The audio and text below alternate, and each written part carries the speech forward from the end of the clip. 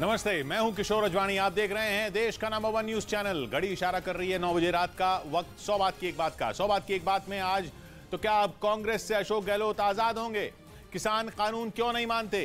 क्या मोरबी में act of God हुआ और हेमंत सोरेन पर अब कैसा संकट आ गया? ब्रेकिंग न्यूज आ रही है सऊदी अरब से, जिसका दावा है कि ईरान वहां किसी भी पल बहुत बड़ा हमला कर सकता है। यानी यूक्रेन युद्ध से अलग जंग का एक और मोर्चा खुलता दिख रहा है। सऊदी अरब की खुफिया एजेंसियों ने यह जानकारी अमेरिका को भी दी है। सऊदी अरब और इराक की फौज ही नहीं बल्कि अमेरिका की फौज भी अलर्ट पर है। माना जा रहा है कि ईरान बहुत बड़ा हमला करने वाला है। यूक्रेन की जंग के बाद बदले दुनिया के समीकरण में यह बहुत बड़ी घटना हो सकती है। माना जा रहा है कि ईरान ने अपनी सबसे खतरनाक मिसाइलों को तैनात कर दिया है और सऊदी अरब की कई अहम लोकेशन भी हमले के लिए चुन ली गई हैं। ऐसा दावा सऊदी अरब की रिपोर्ट्स की तरफ से आ रहा है। यह हमला दुनिया को विश्व युद्ध की तरफ धकेल सकता है, क्योंकि इस जंग में सीधा अमेरिका की फौज शामिल होगी। सऊदी अरब और इराक के कुछ शहरों में अमेरिका की फौज के बेस मौजूद हैं। माना जा रहा है कि अमेरिका की फौज के ठिकाने भी ईरान का टारगेट हो सकते हैं। ईरान के हमलों की आशंका को कुछ लाल झंडों से भी जोड़कर देखा जा रहा है, जो दक्षिणी ईरान की शाह चिराग दरगाह के गुंबद पर लहराते हुए देखे गए। ये लाल झंडा कोई आम झंडा नहीं है, बल्कि ईरान में इस लाल झंडे का सीधा ताल्लुक खून से है। लाल झंडे का मतलब है इंतकाम, यानी बदला मांगने के लिए ही लाल झंडा फहराया जाता है। पिछली बार ईरान में यह झंडा 2020 में दिखा था। 2020 में यह झंडा वहां की जामकरन मस्जिद पर लहराया गया था। उस वक्त अमेरिकी फौज के ऑपरेशन में कासिम सुलेमानी का अंत किया गया था। ईरान की फौज के मुखिया कासिम सुलेमानी देश के सबसे ताकतवर लोगों में एक थे। उनकी मौत के बाद ईरान और अमेरिका के बीच जंग तय दिख रही थी। उसी वक्त यह झंडा लहराया गया था। इस बार भी जंग तय दिख रही है। हमला इराक और सऊदी अरब पर होगा, लेकिन इसकी चपेट में अमेरिका भी होगा। यूक्रेन में चल रही जंग में ईरान को पहले से रूस का दोस्त माना जा रहा है। ईरान अगर एक नई जंग छेड़ता है तो विश्व युद्ध का छिड़ना तय हो जाएगा, जिसमें एक तरफ ईरान और रूस खड़े होंगे, दूसरी तरफ अमेरिका और उसके दोस्त होंगे। इसलिए सऊदी अरब के खुफिया विभाग का एक अलर्ट मिलते ही अमेरिका भी एक्शन में आ गया और उसने अपनी फौज को अलर्ट कर दिया। इराक और सऊदी अरब में अमेरिका की फौज के कई बेस मौजूद हैं। दावा है कि अमेरिका की फौज की हर यूनिट को जंग के लिए तैयार रहने का अलर्ट दिया गया है। अमेरिका का एयर डिफेंस सिस्टम सऊदी अरब से हटाए जाने के बाद से ही वहां हूथी विद्रोहियों ने कहर बरपाया हुआ है। विद्रोहियों के हमलों की वजह से सऊदी अरब के कई शहरों में पहले ही नुकसान हो चुका है। इस बीच ईरान ने अगर हमला कर दिया तो सऊदी अरब के लिए बड़ा झटका होगा। सऊदी अरब के अधिकारियों को जो खबर मिली है उसके मुताबिक हमलों के लिए ईरान ने पूरी तैयारी कर ली है। अलर्ट में तो कहा गया है कि ईरान की कोशिश इन हमलों के जरिए लोगों का ध्यान भटकाने की है, क्योंकि गृह युद्ध में झुलस रहा ईरान बुरी तरह छटपटा रहा है। वहां की फौज भी पूरा दम लगा चुकी है, लेकिन हिजाब की आग बुझने का नाम नहीं ले रही। सऊदी अरब का अलर्ट कहता है कि ध्यान भटकाने के लिए ईरान एक बहुत बड़े हमले को अंजाम दे सकता है। लेकिन माना जा रहा है कि केवल गृह युद्ध से ध्यान भटकाना ही ईरान का मकसद नहीं है, बल्कि वो यूक्रेन की जंग के बाद बने हालात का फायदा उठाना चाहता है। सबसे बड़ी वजह तो अमेरिका और सऊदी अरब के बीच खिंची दीवारें हैं, जिसकी जड़ में यूक्रेन की जंग है। जब से यूक्रेन में जंग छिड़ी है, अमेरिका के लिए पश्चिम एशिया को साधना चुनौती बना हुआ है। एक तरफ ईरान के हथियार रूस की फौज के हाथ मजबूत कर रहे हैं, दूसरी तरफ सऊदी अरब का तेल पुतिन को मालामाल कर रहा है। खासतौर पर कच्चे तेल के खेल में उलझने के बाद बाइडेन के सब्र का बांध टूटता दिखा। अमेरिका पिछले 1 महीने में कई बार सऊदी अरब के क्राउन प्रिंस को पुतिन का दोस्त बता चुके हैं और पुतिन से दोस्ती निभाने की कीमत चुकाने की धमकी भी दे चुके हैं। और यही धमकी उन्होंने ईरान को भी दी है। ईरान को तो अमेरिका पहले से भी ज्यादा सख्त प्रतिबंधों का डर दिखा रहा है। माना जा रहा है कि सऊदी अरब और अमेरिका में बनी दूरी इस वक्त ईरान की ताकत बन रही है। हालात का फायदा उठाते हुए ईरान एक तीर से 2 निशाने साध लेगा। अमेरिका पर पलटवार भी कर देगा और सऊदी अरब से पुराना हिसाब भी चुकता कर लेगा। यानी मौके पर चौका मारने में अगर ईरान कामयाब हो गया तो सबसे बड़ा झटका अमेरिका को ही लगेगा। यही वजह है कि ईरान का यह हमला विश्व युद्ध की वजह बन सकता है, जिसकी जड़ में यूक्रेन की जंग ही है। यूक्रेन के कारण 2 धड़ों में बटी दुनिया विश्व युद्ध के मुहाने पर दिख रही है। एक तरफ रूस और उसके दोस्त, दूसरी तरफ अमेरिका और उसके दोस्त।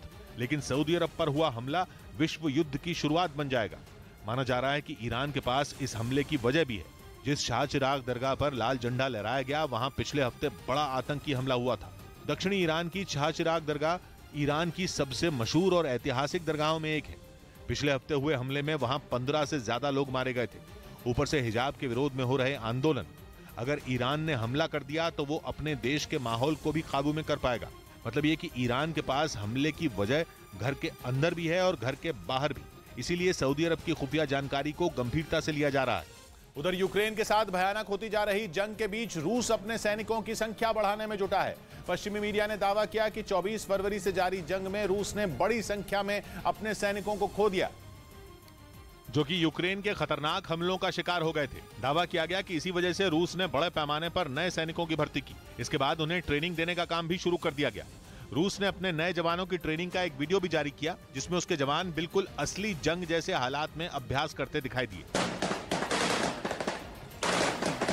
रूसी सेना में शामिल हुए इन सैनिकों ने रूस के ही इन इलाकों में दुश्मन से लड़ने की ट्रेनिंग ली, जहां इन्हें राइफल चलाने से लेकर बड़े हथियारों का इस्तेमाल तक सिखाया गया। एक जगह कुछ सैनिकों ने T-98 टैंक से वार करने की प्रैक्टिस की,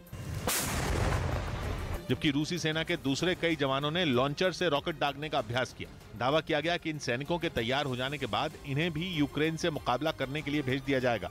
इधर राजस्थान में अशोक गहलोत और सचिन पायलट के बीच की खटपट फिर सामने आ गई। पायलट ने मांग की कि कांग्रेस अध्यक्ष उन विधायकों पर कार्रवाई करें जिन्होंने अनुशासनहीनता की, और आरोप लगाया कि राजस्थान कांग्रेस में इस तरह के मामले बढ़ गए। कानून, डिसिप्लिन, अनुशासन पार्टी का सब पे लागू होता है। पायलट ने दावा किया कि राजस्थान कांग्रेस के विधायकों की अनुशासनहीनता के मामले को कांग्रेस अध्यक्ष मल्लिकार्जुन खड़गे गंभीरता से ले रहे हैं।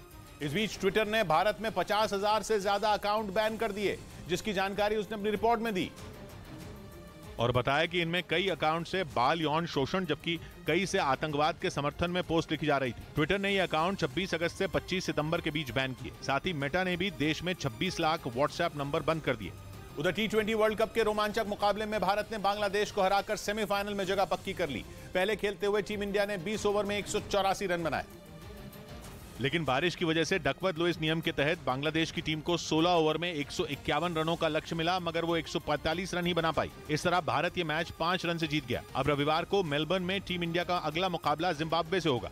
इस बीच ब्रिटेन की खुफिया एजेंसी ने दावा किया कि पुतिन ने बेलारूस में परमाणु बम से लैस हाइपरसोनिक मिसाइलें तैनात कर दी। दावा है कि रूस ने वहां किंजल हाइपरसोनिक मिसाइल पहली बार उतारी है, जिसे रूस के हथियारों के जखीरे का सबसे खतरनाक हथियार माना जाता है। और ये हाइपरसोनिक मिसाइल जहां भी गिरती है वहां राख और धूल के अलावा कुछ नहीं बचता। यानी जिस भी जगह इसका वार होता है वहां सिर्फ तबाही के निशान ही बचते हैं, क्योंकि ये मिसाइल एक बार में इतना भारी परमाणु बम लेकर चल सकती है कि इसके हमले के बाद कई किलोमीटर का दायरा आग के गोले में बदल जाए। इतना ही नहीं, रूस की इस घातक मिसाइल की रफ्तार भी इसे दुनिया के सबसे खतरनाक हथियारों में एक बना देती है। दावा है कि किंजल मिसाइल आवाज से 10 गुना तेज रफ्तार से दुश्मन पर वार करती है। मतलब ये कि 12,000 किलोमीटर प्रति घंटा से ज्यादा की रफ्तार से ये उड़ सकती है। और ब्रिटेन की खुफिया एजेंसी ने दावा किया कि रूस ने अपने इसी हथियार को बेलारूस में तैनात कर दिया है। और माना जा रहा है कि पुतिन ने ऐसा करके एक तीर से 2 शिकार किए। एक तो उन्होंने यूरोप के देशों को यह बता दिया कि वो उनके परमाणु हमले की जद में है, और दूसरा उन्होंने बेलारूस की सुरक्षा पुख्ता कर दी, क्योंकि माना जा रहा है कि बेलारूस के रास्ते ही यूक्रेन पर रूस का अगला बड़ा हमला होने वाला है। इतना ही नहीं, दावा तो यह भी है कि बेलारूस की जमीन से ही रूसी मिसाइलें यूक्रेन के शहरों की तबाही की वजह बनती हैं, जबकि रूस बड़ी संख्या में अपने जवान, टैंक और गोला बारूद भी बेलारूस भेज रहा है। माना जा रहा है कि इसी वजह से उसे इस बात का डर है कि यूक्रेन बेलारूस में उसके ठिकानों को निशाना बना सकता है, और इसीलिए उसने परमाणु बम ले जाने वाली अपनी हाइपरसोनिक मिसाइल ही बेलारूस में उतार दी, ताकि यूक्रेन हमला करने से पहले 100 बार सोचे। इसके साथ ही रूस ने MiG-31 के फाइटर जेट भी वहां तैनात किए हैं, और इन लड़ाकू विमानों में किंजल हाइपरसोनिक मिसाइलों को लोड भी कर दिया गया है। यानी रूस ने इस बात की पूरी तैयारी कर ली है कि अगर जरूरत पड़ी तो कुछ ही मिनटों में वो परमाणु हमला कर सके। क्योंकि जिन MiG-31 के फाइटर जेट में मिसाइलों को लोड किया गया है वो खुद भी किसी हथियार से कम नहीं है। हाइपरसोनिक मिसाइलों के अलावा इस लड़ाकू विमान में कई और घातक बम लोड किए जाते हैं, जो दुश्मन के इलाके में बर्बादी फैलाने की ताकत रखते हैं। हालांकि MiG-31 के फाइटर जेट को खासतौर से परमाणु हथियारों से लैस हाइपरसोनिक मिसाइलें ले जाने के लिए तैयार किया गया है, और ये लड़ाकू विमान करीब 2000 किलोमीटर प्रति घंटा की रफ्तार से दुश्मन पर अटैक कर सकता है। ब्रिटेन के खुफिया विभाग ने दावा किया कि बेलारूस में कई MiG-31 के लड़ाकू विमानों को तैनात किया गया है। मतलब ये कि रूस की परमाणु हथियारों से लैस कई किंजल मिसाइलों ने भी मोर्चा संभाल लिया है, जो यूरोप के देशों के लिए किसी बड़े खतरे से कम नहीं है, क्योंकि पुतिन जंग शुरू होने के बाद से ही यूरोप के देशों से खार खाए बैठे हैं। उनकी लाख चेतावनियों के बाद भी यूरोप यूक्रेन की मदद से पीछे नहीं हट रहा, और माना जा रहा है कि यूक्रेन को मिले हथियारों की इसी मदद से रूस के हाथ से जीत फिसलती जा रही है। उसकी सेना यूक्रेन के कई हिस्सों में बढ़त लेने के बाद भी उसे कायम नहीं रख पाई। जंग 9वें महीने तक पहुंच गई, और कहा जा रहा है कि इसी बात से पुतिन की अपने ही घर में किरकिरी हो गई। क्योंकि जंग की शुरुआत में उन्होंने ऐसा दिखाया था कि यूक्रेन पर जीत महज कुछ दिनों की बात है, लेकिन अमेरिका समेत यूरोप के देश ज़ेलेंस्की के साथ खड़े हो गए। पुतिन ने कई बार उन्हें परमाणु हमले की धमकी दी ताकि वो पीछे हट जाएं, पर ऐसा हुआ नहीं, बल्कि जंग में यूक्रेन को ज्यादा हथियार मिलने लगे। और इसी बात से पुतिन का गुस्सा बढ़ता गया। वो यूरोप के देशों के खिलाफ ज्यादा आक्रामक हो गए और अब तो उन्होंने परमाणु बम ले जाने वाली किंजल हाइपरसोनिक मिसाइल भी बेलारूस में तैनात कर दी है, जिसे डैगर के नाम से भी जाना जाता है। ये हाइपरसोनिक मिसाइल तेज रफ्तार से चल रहे टारगेट को भी सटीक निशाना लगाकर तबाह कर देती है। इस मिसाइल पर करीब 500 किलोटन वजन का परमाणु बम लोड किया जा सकता है, जो दूसरे विश्व युद्ध के दौरान हिरोशिमा पर गिराए गए परमाणु बम के वजन से करीब 40 गुना ज्यादा है। इसी वजह से दावा है कि अगर रूस ने यह मिसाइल दाग दी तो यह महज एक हमले में फ्रांस के साइज जितने देश को दुनिया के नक्शे से मिटा देगी। इतना ही नहीं, इस मिसाइल की रेंज भी करीब 2000 किलोमीटर है, यानी यूरोप में मौजूद नेटो के सभी देश इसके हमले की जद में रहेंगे। साथ ही ये मिसाइल 12000 किलोमीटर प्रति घंटा से ज्यादा की रफ्तार से उड़ान भरती है, यानी कुछ ही मिनटों में ये दुश्मन के ठिकाने तक पहुंच जाती है। इधर झारखंड के मुख्यमंत्री हेमंत सोरेन की मुश्किलें बढ़ सकती हैं। ईडी ने अवैध खनन मामले में उन्हें समन्स भेजे और पूछताछ के लिए रांची के दफ्तर में बुलाया। ईडी ने रांची पुलिस को भी चिट्ठी लिखकर ऑफिस की सुरक्षा बढ़ाने के लिए कहा। सूत्रों के मुताबिक अवैध खनन केस में गिरफ्तार पंकज मिश्रा के घर से हेमंत सोरेन का नाम लिखे बैंकों के दस्तावेज मिले। इस बीच दिल्ली के पास गाजियाबाद में दो गुटों के बीच हुआ झगड़ा सुलझाने पहुंची पुलिस पर ही हमला हो गया और कुछ लोगों ने एक कांस्टेबल की वर्दी फाड़ दी, जिसके बाद पास के थाने को घटना की जानकारी दी गई। मौके पर पहुंची पुलिस ने 2 महिला समेत 4 लोगों को हिरासत में ले लिया, जबकि बाकी आरोपी फरार हो गए। कुल 11 इसमें नामजद लोग हैं। पुलिस शिकायत दर्ज कर फरार आरोपियों की तलाश में जुट गई। उधर अभिनेता शाहरुख खान ने अपने 57वें जन्मदिन पर उनके चाहने वालों का शुक्रिया अदा किया। इस मौके पर मुंबई में उनके घर मन्नत के बाहर शुभकामनाएं देने के लिए लोगों की भीड़ जमा हो गई और लोग उनकी एक झलक पाने के लिए बेताब दिखे। इस दौरान शाहरुख अपने बेटे अब्राम के साथ बालकनी में आए और हाथ हिलाकर अपने चाहने वालों का शुक्रिया अदा किया। इस बीच यूक्रेन ने आरोप लगाया कि डोनेस्क में उसकी सेना के हाथों मुंह की खा रहे रूस ने वहां बदला लेने के लिए इंसान की चमड़ी तक गला देने वाले फास्फोरस बम से हमले शुरू कर दिए, जिसके सबूत के तौर पर यूक्रेन की ओर से एक वीडियो भी जारी किया गया, जिसे देखकर ऐसा लगा जैसे किसी ने पटाखे छोड़ दिए हों, लेकिन असल में वो आतिशबाजी नहीं बल्कि शोलों की ऐसी बरसात थी जो डोनेस्क प्रांत के बखमत शहर पर आसमान से मौत बनकर बरस रही थी। दावा किया गया कि इस वीडियो को यूक्रेन के ही एक सैनिक ने रिकॉर्ड किया। यूक्रेन का आरोप है कि आग के ये छोटे छोटे गोले फास्फोरस बम से हुए धमाके की वजह से वहां नजर आए। यूक्रेन इससे पहले भी रूस पर फास्फोरस बम गिराने का आरोप लगा चुका है। यूक्रेन ने मई में भी दावा किया था कि रूस ने मारियोपोल में अजोवस्ताल स्टील प्लांट पर कब्जा करने के लिए इस बम का इस्तेमाल किया था। तभी उससे हमले का एक वीडियो सामने आया था, जिसे वहां के लोगों ने रेन ऑफ डेथ यानी मौत की बारिश का नाम दिया था। और इस खतरनाक बम को ऐसे ही मौत की बारिश नहीं कहा जाता है, बल्कि इसके इस्तेमाल से होने वाली भीषण तबाही की वजह से इसे ये नाम दिया गया है, क्योंकि इस बम की चपेट में आने के बाद किसी इंसान का मांस तो क्या हड्डियां तक पिघल जाती हैं। ऐसा इसलिए होता है क्योंकि फास्फोरस बम सफेद फास्फोरस केमिकल से बनता है और जब ये सफेद फास्फोरस केमिकल हवा में मौजूद ऑक्सीजन से मिलता है तो खुद सुलग उठता है, जिसकी वजह से कुछ ही सेकंड में आसपास का तापमान 800 डिग्री सेल्सियस के पार पहुंच जाता है और इसकी चपेट में आने वाले इंसान का बचना नामुमकिन हो जाता है। इसी वजह से इस बम के इस्तेमाल पर दुनिया भर में सख्त बैन लगाया गया है। इधर उत्तराखंड के काशीपुर में गहनों के 3 कारोबारियों ने शिकायत की कि उन्हें गोल्डी बराड़ के नाम से 50 लाख रुपए की फिरौती के लिए धमकी दी गई। पुलिस के मुताबिक सिद्धू मूसेवाला हत्याकांड में आरोपी गोल्डी बराड़ कनाडा में छिपकर बैठा है और आरोप है कि वहीं से तीनों कारोबारियों को धमकी भरे फोन आए, जिसके बाद उन्होंने पुलिस में केस दर्ज करवाया। कनाडा के नंबर से फोन आता है कि मैं गोल्डी बराड़ बोल रहा हूँ। मूसेवाला हत्याकांड में आरोपी गोल्डी बराड़ गैंगस्टर लॉरेंस बिश्नोई का दोस्त है। उधर दिल्ली में पीएम मोदी ने झुग्गी झोपड़ी वालों को सौगात दी।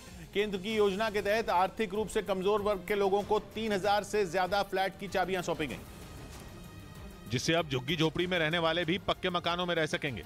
हजारों गरीब हमारे भाई बहनों के लिए ये बहुत बड़ा दिन है। प्रधानमंत्री ने ईडब्ल्यूएस कैटेगरी यानी आर्थिक रूप से कमजोर वर्ग के लोगों के लिए 3024 फ्लैट का उद्घाटन किया। इस बीच T20 वर्ल्ड कप में विराट कोहली सबसे ज्यादा रन बनाने वाले बल्लेबाज बन गए। उन्होंने श्रीलंका के महिला जयवर्धने को पीछे छोड़ दिया, जिनके नाम सबसे ज्यादा 1016 रन बनाने का रिकॉर्ड था। बांग्लादेश के खिलाफ 16 रन बनाते ही Virat Kohli T20 world cup में सबसे ज्यादा रन बनाने वाले बल्लेबाज बन गए। विराट के नाम T20 वर्ल्ड कप में 1065 रन है। उधर रूस के खिलाफ सीधी जंग से इनकार करने वाले अमेरिका ने अब अपनी सेना पुतिन की फौज के सामने उतार दी। ये दावा अमेरिकी मीडिया में किया गया और वो भी अमेरिका के रक्षा मंत्रालय पेंटागन के अधिकारियों के हवाले से, जिसका मतलब है कि यूक्रेन युद्ध में रूस की सेना अमेरिका के सैनिकों से भिड़ सकती है और जंग की पूरी तस्वीर बदल सकती है। इतना ही नहीं, रूस के सामने सीधी जंग में उतरने का अमेरिका का ये कदम तीसरा विश्व युद्ध भी शुरू करवा सकता है। यूक्रेन युद्ध को 8 महीने से ज्यादा का वक्त हो चुका है, लेकिन अब तक इस युद्ध में अमेरिका सीधे तौर पर शामिल नहीं था। वो यूक्रेन को हथियारों की मदद दे रहा था और उन हथियारों की बदौलत ही जेलेंस्की की सेना रूस के सैनिकों का डटकर मुकाबला कर रही है। लेकिन अब बात बहुत आगे निकल चुकी है और यूक्रेन की जमीन पर अमेरिका की सेना पहुंच चुकी है। हालांकि अमेरिकी मीडिया में यह दावा भी किया गया कि उनके सैनिक यूक्रेन में उन हथियारों की निगरानी के लिए गए हैं जो नेटो देशों ने यूक्रेन की मदद के लिए दिए हैं। लेकिन अमेरिका के इस दावे पर रूस कितना यकीन करेगा ये कहना मुश्किल है, क्योंकि रक्षा विशेषज्ञों का मानना है कि हथियारों की निगरानी की आड़ में अमेरिकी सैनिक यूक्रेन की तरफ से युद्ध में उतर सकते हैं। अगर ऐसा हुआ तो फिर विश्व युद्ध तय है। अमेरिका पूरी दुनिया में खुद को सबसे बड़ी महाशक्ति मानता है और यूक्रेन युद्ध के बाद पुतिन भी कई बड़े देशों से लोहा ले चुके हैं। ऐसे में अगर दोनों के बीच ठन गई तो फिर दुनिया में जंग का वो मोर्चा खुल जाएगा जो परमाणु युद्ध पर जाकर ही खत्म होगा। इधर कांग्रेस की भारत जोड़ो यात्रा में राहुल गांधी के साथ अभिनेत्री पूजा भट्ट नजर आई। वो इस यात्रा में हैदराबाद में शामिल हुई, जहां उन्होंने राहुल गांधी के साथ 10 किलोमीटर से ज्यादा पैदल यात्रा की। पूजा भट्ट फिल्म इंडस्ट्री की पहली बड़ी हस्ती हैं जो भारत जोड़ो यात्रा में शामिल हुई। उधर ट्विटर के नए मालिक एलॉन मस्क ने फरमान जारी कर दिया कि ब्लू टिक की सुविधा मुफ्त में नहीं मिलेगी। इसकी जानकारी उन्होंने खुद एक ट्वीट के जरिए दी और साफ कर दिया कि ब्लू टिक यानी वेरीफाइड अकाउंट के लिए यूजर को हर महीने $8 यानी भारतीय रुपयों में करीब 650 रुपए का भुगतान करना होगा। ये चार्ज सभी देशों में अलग अलग रहेगा। हालांकि उन्होंने फिलहाल इस फरमान को लागू करने की तारीख नहीं बताई। इस बीच उत्तर प्रदेश के शामली में अजीम मंसूरी नाम के 2.5 फीट के दूल्हे को अपनी दुल्हन मिल गई। अजीम ने 2 साल पहले पुलिस में शिकायत कर शादी की गुहार लगाई थी, जिसके बाद कई जगह से रिश्ते आया और आखिर में हापुड़ की बुशरा बेगम के साथ शादी तय हुई। मैं भी दिल जगो दो। अजीम मंसूरी शेरवानी और सेहरा पहनकर अपने परिवार और रिश्तेदारों के साथ निकाह के लिए पहुंचे।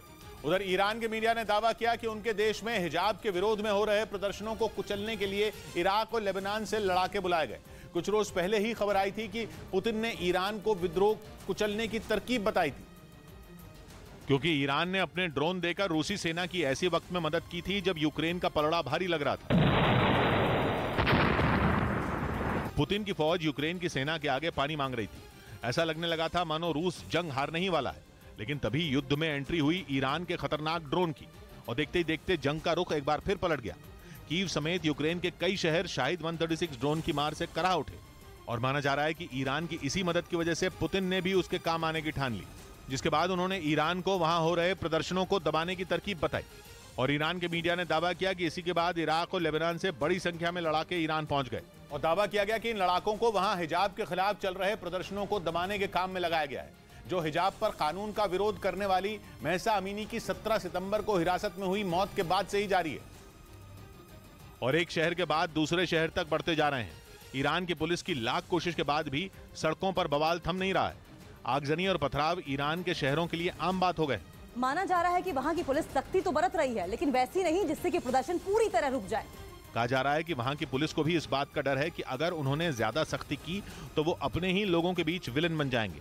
माना जा रहा है कि इसी वजह से ईरान ने उन चरमपंथी गुटों के लड़ाकों को बुलाया जिनका वो हमेशा से समर्थन करता रहा है। और इराक भी ऐसे ही एक चरमपंथी गुट के लड़ाकों को ईरान बुलाया गया है, जबकि लेबनान से हिजबुल्लाह नाम के संगठन के लोगों को ईरान लाया गया, जिससे वो बिना किसी रहम के वहां के लोगों के विरोध को कुचल सकें। माना जा रहा है कि इराक और लेबनान से जिन लड़ाकों को बुलाया गया है वो बेहद खतरनाक है। ईरान के मीडिया ने दावा किया कि करीब 150 लोग वहां के इंटरनेशनल एयरपोर्ट पर देखे गए, जिन्होंने खास तरह के कपड़े पहन रखे थे और उनके पास बड़े बड़े बैग भी थे।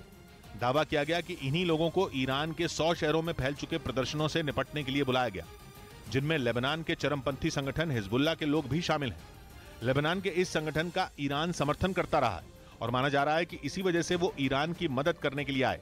इधर बिहार के मुजफ्फरपुर से हैरान कर देने वाला एक वीडियो सामने आया। वहां कुछ लोगों ने आबकारी विभाग की टीम पर हमला कर दिया। बताया गया कि आबकारी विभाग की टीम वहां छापा मारने के लिए पहुंची थी, तभी गांव के लोगों ने लाठियों से उन पर हमला कर दिया। इस घटना का जो वीडियो सामने आया उसमें कुछ लोग अधिकारियों से बहस करते नजर आए और देखते ही देखते बात इतनी बढ़ गई कि वहां मौजूद लोगों ने अधिकारियों पर हमला कर दिया और उन पर लाठियां बरसाने लगे। घटना की जानकारी मिलने के बाद मौके पर पुलिस की कई टीमें पहुंच गईं, जिसे देखकर मारपीट कर रहे लोग वहां से फरार हो गए। स्थानीय शराब माफिया एवं शरारती तत्वों द्वारा हमला किया गया। बताया गया कि इस घटना में कई अधिकारी और पुलिसकर्मी घायल हो गए, जबकि कई गाड़ियों को भी नुकसान पहुंचा। आबकारी विभाग की टीम शराब तस्करों के घर छापेमारी करने पहुंची थी, जिससे नाराज लोगों ने पुलिस पर लाठियों और पत्थरों से हमला कर दिया। इस बीच खबर है कि कीव और मॉस्को में परमाणु हमले की तैयारी शुरू हो गई है, क्योंकि पश्चिमी मीडिया भी दावा कर चुका है कि यूक्रेन में मिल रही हार से पुतिन बुरी तरह बौखला चुके हैं और वो कभी भी यूक्रेन और पश्चिमी देशों पर परमाणु बम गिरा सकते हैं। पिछले दिनों रूस की सेना ने परमाणु हमले की तैयारियों को परखने के लिए बड़ी न्यूक्लियर ड्रिल भी की। इसी आशंका से यूक्रेन की राजधानी कीव में दहशत है, क्योंकि अगर पुतिन ने परमाणु बम दागा तो कीव भी उनके निशाने पर हो सकता है। इसीलिए वहां परमाणु हमले से निपटने की तैयारी भी तेज कर दी गई। खबर है कि यूक्रेन सरकार कीव में 425 ऐसे अंडरग्राउंड शेल्टर तैयार कर रही है जिनमें परमाणु बम फटने के बाद फैलने वाले रेडिएशन का कोई असर नहीं पड़ेगा। हालांकि सिर्फ यूक्रेन में ही नहीं बल्कि रूस में भी लोग परमाणु हमले की आशंका से सहमे हुए हैं। पश्चिमी मीडिया ने दावा किया कि मॉस्को में भी बड़ी संख्या में न्यूक्लियर शेल्टर तैयार किए जा रहे हैं, क्योंकि रूस भी जानता है कि अगर उसने परमाणु बम दागा तो जवाब देने के लिए पश्चिमी देश भी उसके खिलाफ एटम बम का इस्तेमाल करेंगे। माना जा रहा है कि इसीलिए रूस के कई इलाकों में भी परमाणु हमले से बचने के लिए शेल्टर बनाने का काम तेज हो गया। ऐसा इसलिए क्योंकि अगर रूस पर परमाणु बम गिरा तो ये घर ही उन्हें बचाएंगे। न्यूक्लियर शेल्टर मतलब ऐसा घर या बंकर जो परमाणु हमले से सुरक्षा दे और रेडिएशन से बचाए। खबर है कि अकेले मॉस्को में ही करीब 900 नए न्यूक्लियर शेल्टर बनाए जा रहे हैं, जबकि रूस में पहले से ही 16,000 से अधिक न्यूक्लियर शेल्टर हैं जो कोल्ड वॉर के दौरान बनाए गए थे। इधर मध्य प्रदेश के छिंदवाड़ा में प्रशासन का बड़ा एक्शन देखने को मिला। वहां सड़क किनारे बने अवैध दुकानों और मकानों को जमींदोज कर दिया गया और इस कार्रवाई के लिए प्रशासन की तरफ से कई बुलडोजर भेजे गए। सबसे पहले बुलडोजर से सड़क किनारे बने मकान की दीवारों को तोड़ा गया। इसके बाद छतों को भी ढहा दिया गया, जिससे पूरा मकान मलबे में तब्दील हो गया। इसी तरह सड़क के किनारे बनी कुछ दुकानों पर भी बुलडोजर चलवा दिया गया। बताया गया कि प्रशासन की यह कार्रवाई कई घंटों तक चली और इस दौरान सड़क किनारे बने मकानों और दुकानों को एक एक कर जमींदोज कर दिया गया। इस दौरान वहां भारी संख्या में पुलिस के जवान तैनात रहे ताकि हालात बिगड़ने पर उन पर काबू किया जा सके। उधर यूक्रेन जंग के बीच ईरान ने ठान लिया कि वो अमेरिका और इजराइल से बदला लेगा। मतलब जंग का एक और मैदान तैयार होने वाला है, क्योंकि खबर है कि सीरिया में अमेरिका के एक मिलिट्री बेस में आग लग गई और शक है कि यह कारनामा ईरान ने किया है, जिसके लिए उसने अपने आत्मघाती ड्रोन का इस्तेमाल किया। ईरान के आत्मघाती ड्रोन की इस समय पूरी दुनिया में चर्चा हो रही है, क्योंकि रूस ने ईरान के ड्रोन से यूक्रेन की नींव हिलाकर रख दी। कीव में तो रूस ने ईरान के शाहिद 136 से ताबड़तोड़ हमले किए और जो इमारत चाहिए उसे उड़ा दिया। खबर है कि रूस के बाद अब ईरान खुद अपने ड्रोन का इस्तेमाल करने वाला है। द टाइम्स ऑफ इजराइल ने तो ईरान की पूरी प्लानिंग ही बता दी और दावा किया कि ईरान अपने इस ड्रोन से इजराइल और अमेरिका से बदला लेने की प्लानिंग कर रहा है, जिसकी उसने तैयारी भी शुरू कर दी है। अखबार ने सैटेलाइट से ली गई तस्वीरों के आधार पर यह दावा किया और जानकारी दी कि ईरान पश्चिम एशिया में इजराइल और अमेरिका के ठिकानों को तबाह करने वाला है। जिसके बाद खबर आई कि दक्षिण पूर्वी सीरिया के अल तन्फ इलाके के अमेरिकी मिलिट्री बेस में आग लग गई है, जहां इस समय करीब 100 से 200 अमेरिकी सैनिक तैनात हैं। सीरिया के अल तन्फ में अमेरिका ने 2016 में मिलिट्री बेस बनाया था और यह अमेरिका का वो अड्डा है जहां से उसकी सेना और सीरिया की सरकार के विरोधी लड़ाके ऑपरेट करते हैं। और कहा जा रहा है कि वहां जो अटैक हुआ वो ईरान ने किया और पूरी प्लानिंग के साथ किया। खबर है कि अटैक के लिए ईरान ने अपने आत्मघाती ड्रोन का इस्तेमाल किया। ईरान और रूस दोनों इस समय साथ हैं, क्योंकि आत्मघाती ड्रोन के रूप में ईरान ने रूस को ऐसा हथियार दिया है जिसके आगे तुर्की का बारकताश ड्रोन भी पानी मांगता है। रही बात इजराइल और अमेरिका की, तो ये दोनों ही यूक्रेन के साथ खड़े दिख रहे हैं, जबकि ईरान और रूस एक अलग अलायंस बना चुके हैं और माना जा रहा है कि इसी वजह से ईरान का हौसला बढ़ गया है और यूक्रेन जंग के बीच ही उसने इजराइल और अमेरिका से बदला लेने का मूड बना लिया है। क्योंकि ईरान की यूक्रेन के इन दोनों ही दोस्तों से नहीं पड़ती। वो अलग बात है कि इजराइल यूक्रेन को हथियार देने में आनाकानी कर रहा है, जिसकी एक बड़ी वजह है सीरिया, जहां से रूस इजराइल को परेशान कर सकता है और इसीलिए वो जेलेंस्की की हथियारों की मांग को टाले जा रहा है। यानी इजराइल चाहकर भी यूक्रेन को हथियार नहीं दे पा रहा, लेकिन ईरान ने संकेत दे दिए हैं कि वो जो चाहता है वो करेगा। यानी वो यूक्रेन जंग के दौरान हुई अपनी और रूस की दोस्ती का पूरा फायदा उठाएगा और पश्चिम एशिया में अपने दुश्मनों के ठिकानों को अपने खतरनाक ड्रोन से उड़ा देगा। या यूं कहें कि ईरान ने जंग का एक और मैदान सजाने की तैयारी कर ली है, क्योंकि अब वो पश्चिम एशिया में हमले करने वाला है, जिसके बाद न तो इजराइल चुप बैठेगा और न अमेरिका, क्योंकि अमेरिका ईरान के परमाणु कार्यक्रम के खिलाफ है। रही बात इजराइल की, तो वो तो ईरान का सालों पुराना दुश्मन है और इन सब के बीच पिस रहा है सीरिया, जिसे ईरान, रूस, इजराइल और अमेरिका ने मिलकर जंग का मैदान बना दिया। ईरान और रूस वहां की बशर अल असद सरकार का साथ देते हैं तो इजराइल उसका विरोध करता है। रही बात अमेरिका की, तो उसने वहां ISIS के खात्मे के नाम पर न जाने कितने सैन्य ठिकाने बना रखे हैं और अल तन्फ का मिलिट्री बेस भी उन्हीं में एक है, जहां हमला होते ही ईरान पर उंगली उठने लगी, क्योंकि वहां ऐसे अटैक हुआ जैसे किसी आत्मघाती ड्रोन से होता है। यानी ईरान ने पश्चिम एशिया में युद्ध की बुनियाद तैयार कर दी है। बस इंतजार है एक बड़े हमले का और दावा किया जा रहा है कि बहुत जल्द ऐसा होने वाला है। इधर राजस्थान के भरतपुर में एक इंदिरा रसोई के बाहर सुअर के बर्तनों को चाटने का वीडियो वायरल होने के बाद हंगामा मच गया। बताया गया कि इन्हीं बर्तनों में लोगों को खाना परोसा जाता है। लेकिन जो वीडियो वायरल हुआ उसमें 2 सुअर एक इंदिरा रसोई के बाहर पड़ी थालियों को चाटते नजर आए, जिसके बाद नगर निगम ने रसोई चलाने वाली संस्था को नोटिस जारी कर दिया। इंदिरा रसोई में लोगों को 8 रुपए में खाना परोसा जाता है। उधर शेयर बाजार में कारोबारी हफ्ते के तीसरे दिन गिरावट दर्ज की गई। लगातार 4 दिन की तेजी के बाद सेंसेक्स और निफ्टी दोनों लाल निशान पर बंद हुए और सेंसेक्स 215 अंकों की गिरावट के साथ 60,906 पर बंद हुआ, जबकि निफ्टी 63 अंक गिरकर 18,083 पर रहा। कारोबार के दौरान बैंकिंग और आईटी सेक्टर के शेयरों में भी गिरावट रही। इस बीच खबर है कि रूस ने यूक्रेन पर हमले के लिए ईरान के बाद चीन के ड्रोन का इस्तेमाल शुरू कर दिया है। यूक्रेन जंग ने ड्रोन को खतरनाक हथियार के रूप में एक नई पहचान दी, क्योंकि कई देशों ने उनमें ऐसी तकनीक का इस्तेमाल किया कि दुश्मन परेशान हो गया।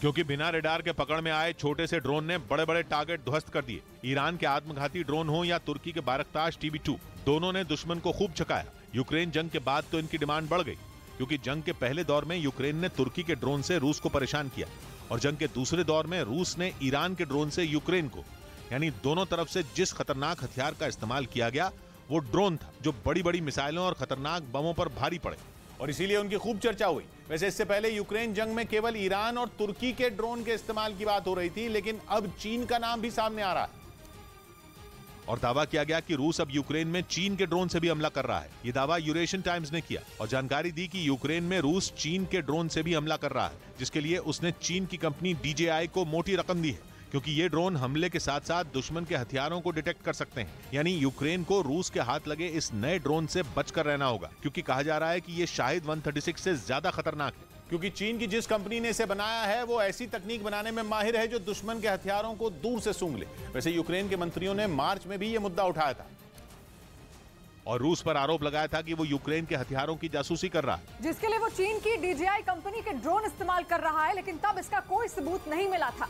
वैसे सबूत अब भी नहीं है, क्योंकि यूक्रेन जंग की शुरुआत में ही चीन की DJI कंपनी ने कहा था कि वो रूस के साथ काम नहीं करेगी, क्योंकि वो जंग का विरोध करती है। लेकिन न चीन भरोसे के काबिल है और न ही उसकी कंपनियां, क्योंकि पुतिन ने जिस तरह से अपने हथियारों की खेप में ड्रोन के नंबर बढ़ाए हैं, उसके बाद ये खबरें आ रही हैं कि वो अपने दोस्त चीन के ड्रोन भी इस्तेमाल कर रहे हैं, क्योंकि उनकी तकनीक भी बढ़िया है और वो खतरनाक भी है। जानकार तो इन्हें क्रांतिकारी ड्रोन मान रहे हैं, क्योंकि ये चीन के मॉडिफाइड ड्रोन है। और खबर है कि पुतिन अपने नए ड्रोन भी कीव पर हमले के लिए इस्तेमाल करेंगे। कीव में ईरान के आत्मघाती ड्रोन अपनी ताकत दिखा चुके हैं और नई जानकारी के हिसाब से अब चीन के ड्रोन की बारी है, जो ईरान के ड्रोन से ज्यादा बर्बादी कर सकते हैं। यानी कीव पर एक और खतरा मंडरा रहा है, जो वहां पहले ज्यादा बर्बादी कर सकता है। वहां के लोग अभी पिछले महीने हुए विनाश को भूले भी नहीं है कि उन पर चीनी ड्रोन के रूप में एक नया खतरा मंडराने लगा। पुतिन ने क्राइमिया ब्रिज अटैक का सारा गुस्सा कीव पर उतार दिया था। रातों रात उन्होंने अपनी मिसाइलों का मुंह यूक्रेन की राजधानी की ओर मोड़ दिया और फिर उस खूबसूरत शहर को शमशान जैसा बना दिया। यही नहीं, 2 दिन पहले ही उन्होंने सुबह सुबह कीव में कोहराम मचाया और अब चीन के हाईटेक ड्रोन के वहां पहुंचने की खबर है, वो भी थोड़े नहीं बल्कि हजारों। इधर पंजाब के बरनाला में किसानों को पराली जलाने से रोकने गई सरकारी अधिकारियों और फायर ब्रिगेड की टीम को बंधक बना लिया गया। पंजाब सरकार ने किसानों को सख्ती से मना किया है कि वो पराली न जलाएं। लेकिन बरनाला में किसानों को रोकने गए अधिकारियों और फायर ब्रिगेड की टीम को बंधक बना लिया गया। जो फायर ब्रिगेड की गाड़ी वहां पराली की आग बुझाने पहुंची, किसान उसी पर चढ़ गए और नारे लगाने शुरू कर दिए। इस बारे में जैसे ही विभाग के आला अफसरों को पता चला, उन्होंने एक टीम मौके पर भेज दी और किसानों को ऐसी हरकत करने से बचने की नसीहत दी। कानून व्यवस्था को अपने हाथ में लेने की कोशिश ना की जाए। पंजाब में पराली जलाने से होने वाले प्रदूषण को रोकने के लिए राज्य सरकार ने कड़े नियम बनाए हैं। कई जिलों में उन पर जुर्माना भी लगाया गया, लेकिन किसान नहीं मान रहे। बरनाला की घटना इसी का सबूत है, जहां बंधक बनी सरकारी टीम को इस शर्त पर छोड़ा गया कि पराली जलाने वाले किसानों पर कोई कार्रवाई नहीं की जाएगी।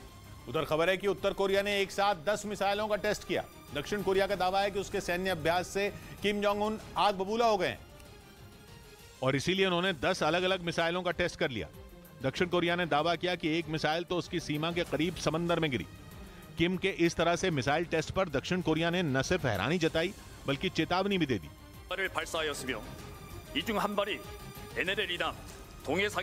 किम जोंग उन पर पिछले कुछ महीनों में कई मिसाइलों के टेस्ट करने का आरोप लगा है। बताया गया कि उत्तर कोरिया ने कुछ दिनों पहले ही बैलिस्टिक मिसाइल का भी परीक्षण किया था। किम के आक्रामक होने से दक्षिण कोरिया अलर्ट हो गया है। आरोप है कि उत्तर कोरिया परमाणु हथियारों से भी हमले का प्लान बना रहा है। दक्षिण कोरिया का दावा है कि किम जोंग उन ने ऐसी क्रूज मिसाइलों का परीक्षण भी किया है जिनमें परमाणु हथियार लोड किए जा सकते हैं। इस बीच बिहार के कटिहार से दिल दहला देने वाला एक वीडियो सामने आया। वहां एक आदमी ने जलते ट्रैक्टर को तालाब में उतार दिया। बाद में यह वीडियो सोशल मीडिया पर वायरल हो गया, जिसमें जलता ट्रैक्टर तेज रफ्तार से तालाब की तरफ जाता दिखा। इस घटना का जो वीडियो सामने आया उसमें ट्रॉली में लदे जूट में आग की लपटों के साथ धुएं का गुबार उठता नजर आया, जिसे देखकर वहां हड़कंप मच गया और लोग आग बुझाने के लिए ट्रैक्टर की तरफ भागते दिखाई दिए।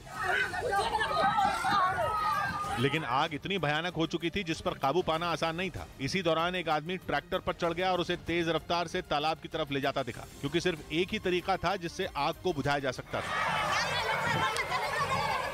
और उस आदमी ने जान जोखिम में डालकर ट्रैक्टर को तालाब में उतार दिया, जिसके बाद आग बुझाने का काम शुरू किया गया। कई घंटों की मेहनत के बाद आग पर काबू पा लिया गया। बताया गया कि तार की चपेट में आने की वजह से ट्रॉली में लदे जूट में आग लगी थी। उधर पश्चिमी मीडिया ने दावा किया कि नेटो का सदस्य बनते ही फिनलैंड और स्वीडन पुतिन के खिलाफ परमाणु बम तैनात कर देंगे, क्योंकि जब से इन दोनों देशों ने नेटो की सदस्यता के लिए अर्जी दी है तब से रूस इन्हें कई बार परमाणु हमले की धमकी दे चुका है। और जिस तरह हाल के दिनों में यूक्रेन के शहरों पर पुतिन के बदले की आग बम बनकर बरसी, उसके बाद ये दोनों देश रूस की धमकी को हल्के में लेते नहीं दिख रहे।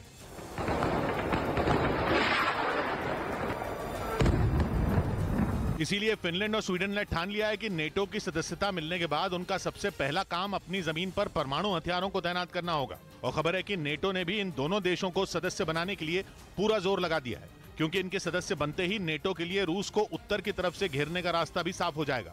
हालांकि उसकी इस मुहिम में तुर्की एक बार फिर रोड़ा बनता दिख रहा है। पश्चिमी मीडिया ने दावा किया कि तुर्की के राष्ट्रपति ने एक बार फिर इसमें अड़ंगा लगा दिया। उन्होंने दो टूक बोल दिया कि वो तभी फिनलैंड और स्वीडन का साथ देंगे जब वो अपना वादा पूरा करेंगे। उनका इशारा कुर्द लड़ाकों पर हुए समझौते की ओर था, जिन्हें वो अपना दुश्मन मानते हैं। उनका आरोप है कि फिनलैंड और स्वीडन ने उन्हें न सिर्फ समर्थन दिया है बल्कि वो उन्हें हथियार भी देते हैं, जिनकी मदद से कुर्द लड़ाके उनकी सरकार गिराने की साजिश रच रहे हैं। मतलब ये कि एर्दोआन सरकार को फिनलैंड और स्वीडन के वादे पर यकीन नहीं है। जबकि इसी साल जून में तुर्की कुछ शर्तों पर दोनों देशों की नाटो में एंट्री के लिए मान गया था।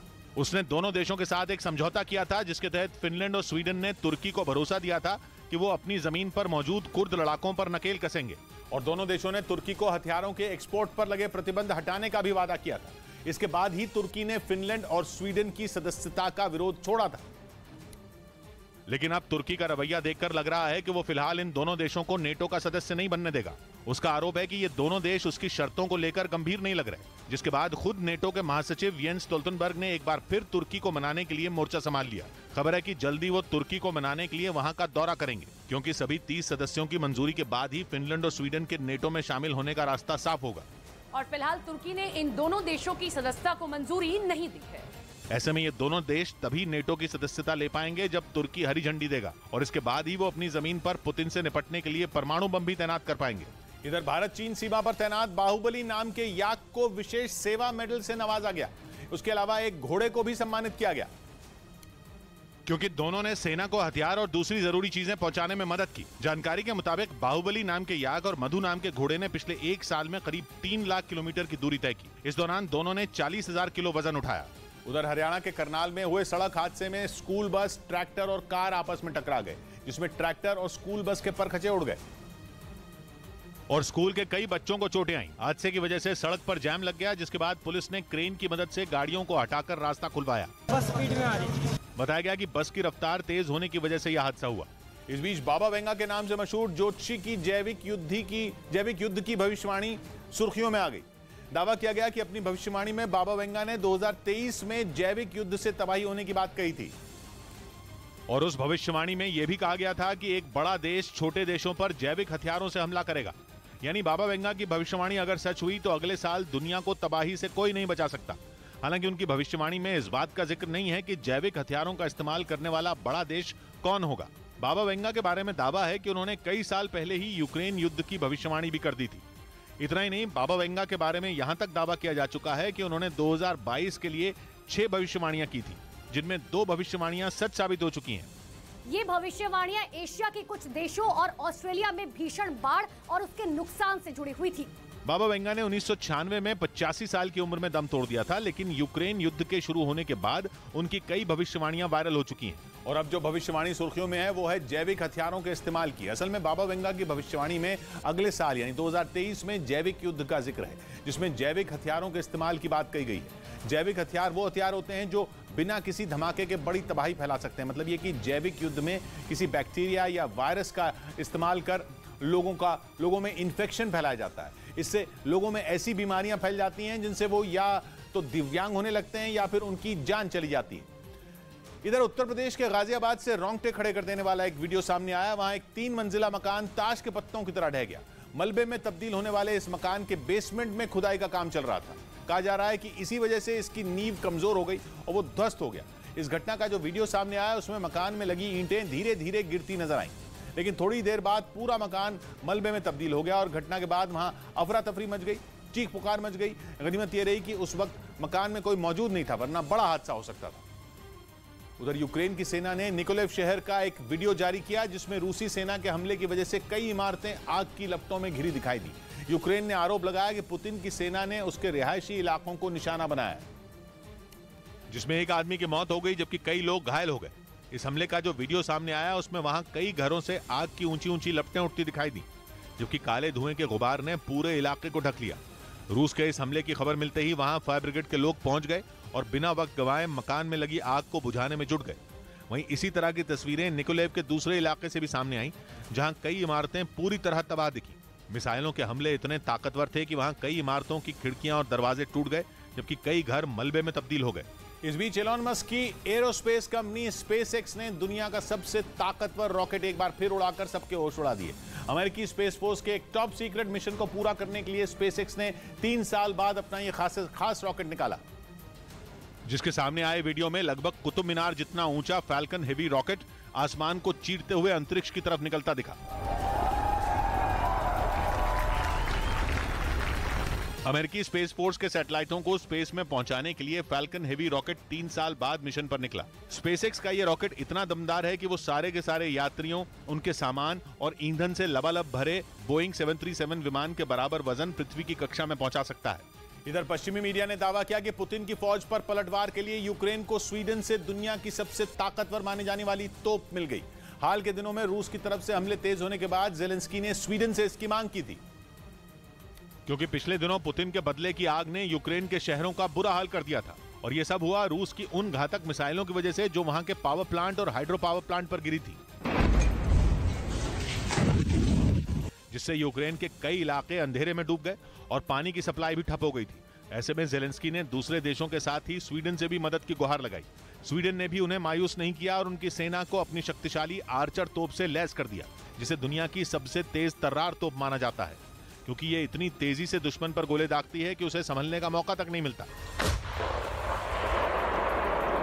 माना जा रहा है कि स्वीडन से ये घातक तोप मिलने के बाद यूक्रेन की सेना की ताकत कई गुना बढ़ जाएगी। और खबर है कि यूक्रेन को स्वीडन से ऐसी 12 तोप मिल चुकी हैं जो महज 30 सेकंड के अंदर दुश्मन पर 6 गोले दागने की ताकत रखती हैं और इनकी मदद से करीब 60 किलोमीटर दूर मौजूद टारगेट पर सटीक निशाना साधा जा सकता है। इनमें एक बार में 20 गोले लोड किए जा सकते हैं और सिर्फ 30 सेकंड के अंदर ये हमले के लिए तैयार हो जाती हैं। साथ ही ये तोप नजदीकी हमले के लिए मशीन गन और दुश्मन को चकमा देने के लिए स्मोक ग्रेनेड लॉन्चर से भी लैस होती हैं। उधर बिहार के मुंगेर से एक दिल दहला देने वाला वीडियो सामने आया, जिसमें तेज रफ्तार स्कॉर्पियो ने एक साइकिल सवार को रौंद दिया। यह हादसा वहां लगे एक सीसीटीवी कैमरे में रिकॉर्ड हुआ, जिसमें एक स्कॉर्पियो साइकिल सवार को कुचलते हुए आगे बढ़ती नजर आई। सामने आए वीडियो में गाड़ी सड़क किनारे खड़ी दिखी। थोड़ी देर बाद साइकिल सवार आता दिखाई दिया। जैसे ही वो थोड़ा आगे निकला, पीछे से गाड़ी तेजी से आई और उसे टक्कर मारते हुए निकल गई। टक्कर इतनी जोरदार थी कि वो लड़का हवा में उछल गया। घटना के बाद सड़क पर चल रहे लोगों ने उसे उठाकर अस्पताल पहुंचाया। परिवार की शिकायत पर मामला दर्ज कर पुलिस स्कॉर्पियो सवार की तलाश में जुट गई। इस बीच पुतिन के लिए यूक्रेन की जंग लड़ रहे रमजान कादिरव अब चेचनिया के लोगों से सेना में शामिल होने की अपील कर रहे हैं। कादिरव ने इसके लिए एक वीडियो भी जारी किया। यूक्रेन ने कई बार दावा किया कि जंग में बड़ी संख्या में चेचन लड़ाके मारे गए हैं, जो अपने कमांडर के इशारे पर 8 महीने से भी ज्यादा वक्त से यूक्रेन की सेना से लड़ रहे हैं। वो बिना कुछ सोचे समझे यूक्रेन के अलग अलग इलाकों में जेलेंस्की की सेना से मुकाबला कर रहे हैं। दावा किया गया कि इस दौरान बड़ी संख्या में चेचन लड़ाके मारे भी गए। कुछ रोज पहले तो खैरसोन में यूक्रेन ने कादिरव के लड़ाकों पर जोरदार हमला बोला था उनके उस ठिकाने को ही तबाह कर दिया गया था जहां बैठकर वो यूक्रेन की सेना पर हमले की तैयारी में जुटे थे। कादिरोव ने भी इस बात को कबूल किया था कि यूक्रेन ने उन्हें पहली बार इतनी बड़ी चोट दी है, क्योंकि उस हमले में 40 से ज्यादा चेचन लड़ाकों के मारे जाने का दावा किया गया था। और माना जा रहा है कि इसी वजह से यूक्रेन में कादिरोव के लड़ाकों की संख्या तेजी से घट रही है, जिसे पूरा करने के लिए वो चेचनिया के लोगों से सेना में भर्ती होने की अपील कर रहे हैं। और इसके लिए कादिरोव एक वीडियो जारी करके अपने लोगों से मदद मांग रहे हैं और उन्हें यह बता रहे हैं कि उनकी सेना में शामिल होना कितने गर्व की बात है। इतना ही नहीं, उन्होंने लड़ाकों की भर्ती के लिए लुभावने वादे भी किए। ये वादा किया कि जो भी उनकी सेना में भर्ती होगा उसे रूस की स्पेशल फोर्स जैसी ट्रेनिंग दी जाएगी। एक दिन में 3 बार खाना भी मिलेगा। इसके साथ ही उनके रूस तक जाने और वहां से ट्रेनिंग लेकर लौटने का खर्च भी उठाया जाएगा। कादिरोव ने यह लालच भी दिया कि जो उनकी सेना में भर्ती होगा उसे 3 महीने तक रूसी सेना का हिस्सा बनने का मौका भी मिलेगा। कादिरोव के इस वीडियो के सामने आने के बाद माना जा रहा है कि उनके लड़ाकों को यूक्रेन में भारी नुकसान झेलना पड़ा है और इसी वजह से वो किसी भी तरह बस चेचन लड़ाकों की संख्या बढ़ाना चाहते हैं।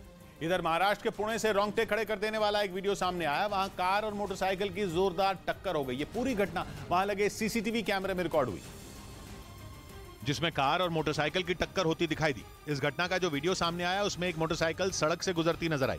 उसी दौरान सामने से एक कार भी आती दिखाई दी। जैसे ही मोटरसाइकिल अपने दाईं ओर मुड़ी, सामने से आ रही कार ने उसे जोरदार टक्कर मार दी। इसके बाद जो हुआ, सिर्फ 3 मिनट के ब्रेक के बाद जा रहा है।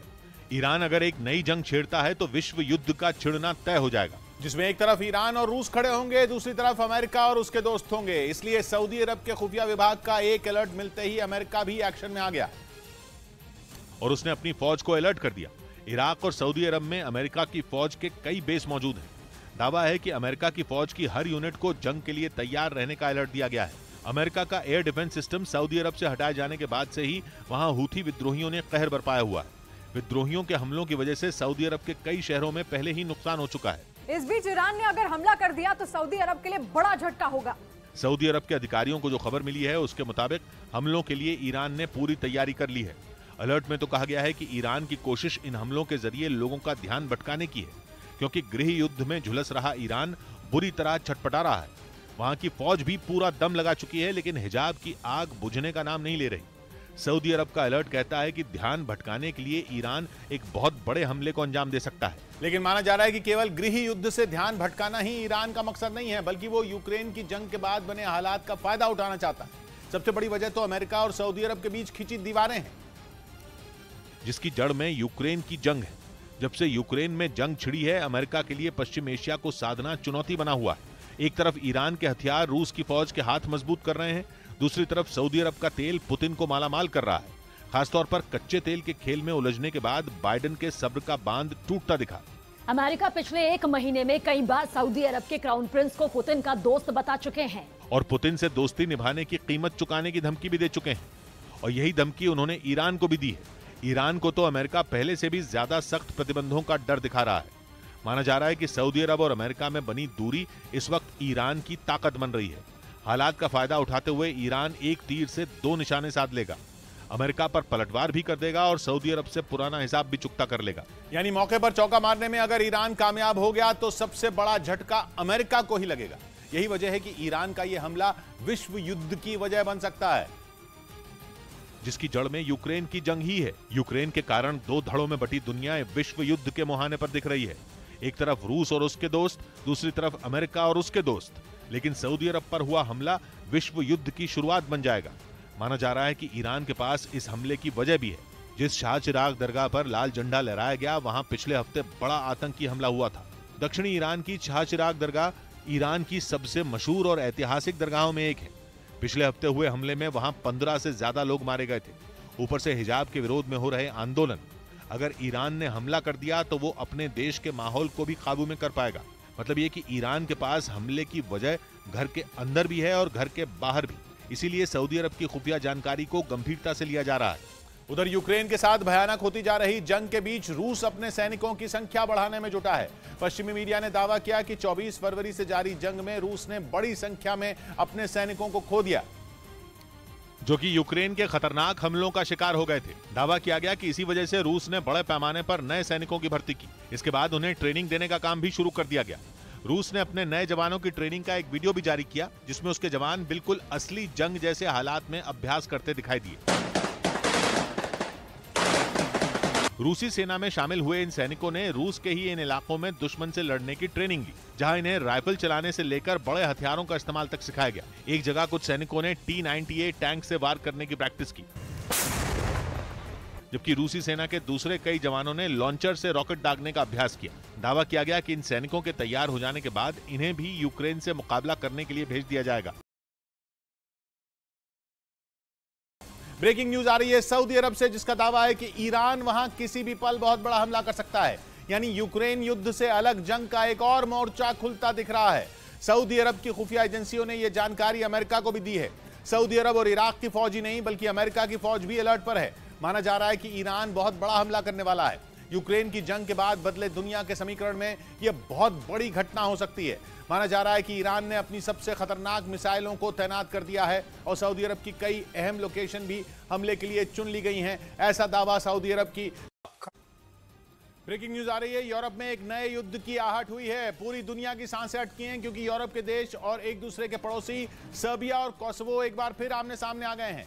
सर्बिया के तेवर बेहद तीखे दिख रहे हैं। उसने अपनी सेना को हाई अलर्ट पर तैनात कर दिया है और साफ साफ कहा है कि अपने नागरिकों की रक्षा करने के लिए वो किसी भी हद तक जाएगा। खबर है तो यहां तक है कि सर्बिया की सेना कोसोवो के बॉर्डर तक पहुंच गई है। यानी मामला बहुत ज्यादा गर्म है और अगर ये दोनों देश लड़े तो यूरोप से लेकर रूस, अमेरिका और चीन जैसी महाशक्तियां भी अपनी ताकत आजमाने के लिए उनके बीच कूद पड़ेंगी।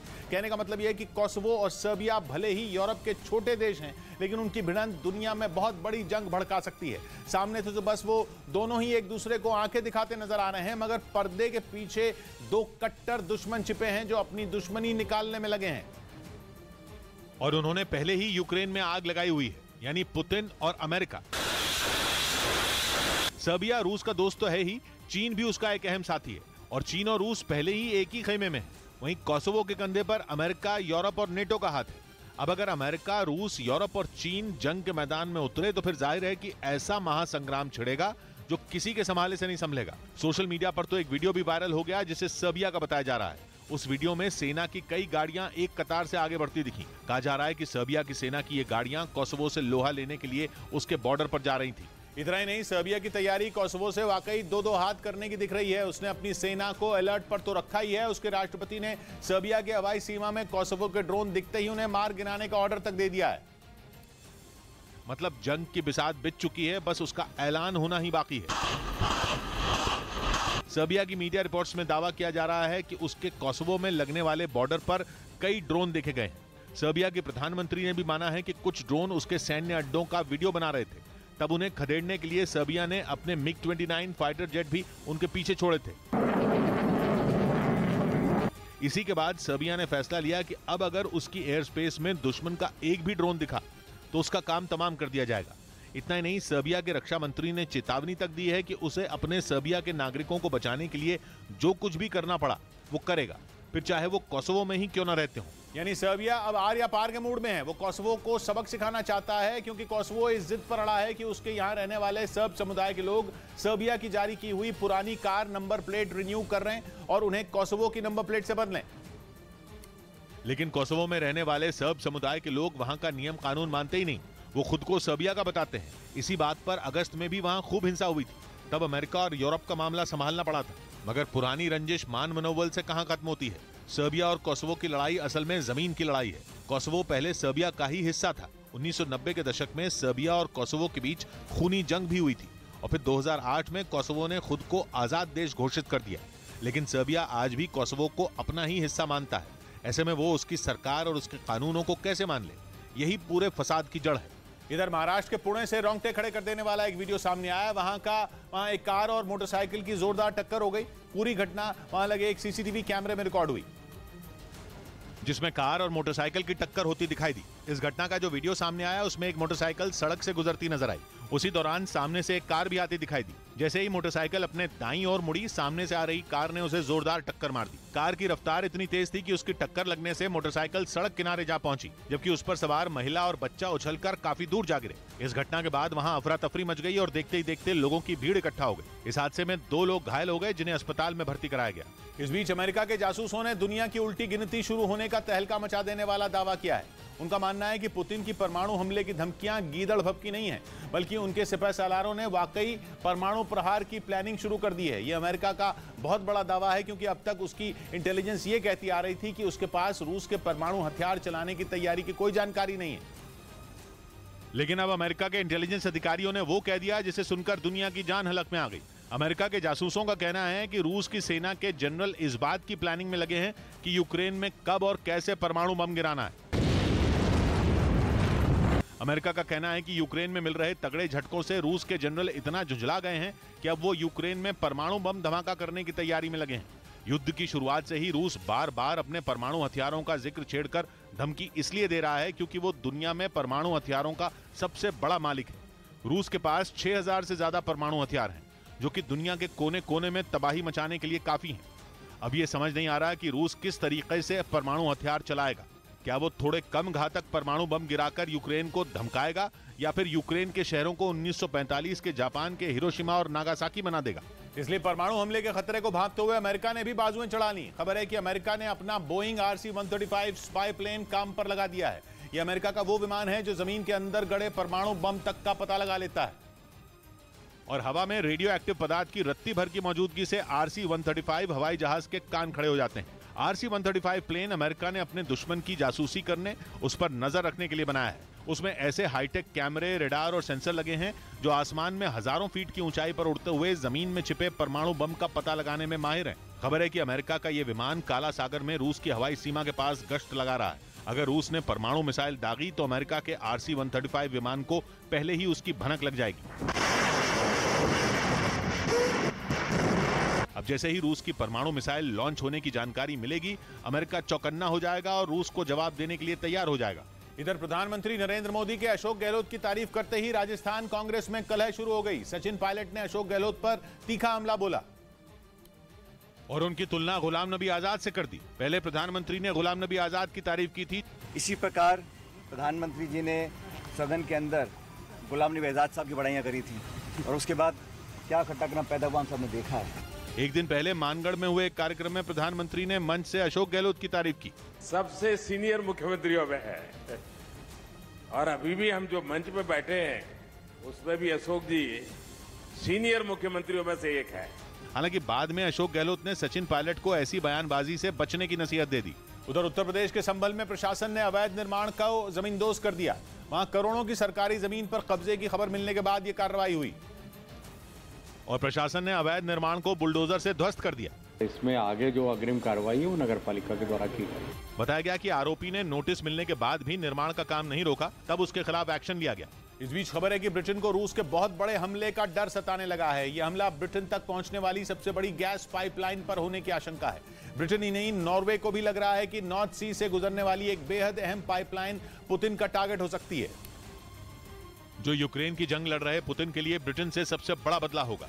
पिछले करीब 15 दिन से पुतिन ब्रिटेन पर बुरी तरह भड़के हुए हैं। दावा किया जा रहा है कि ब्रिटेन के खिलाफ पुतिन बहुत बड़ी जंग छेड़ चुके हैं।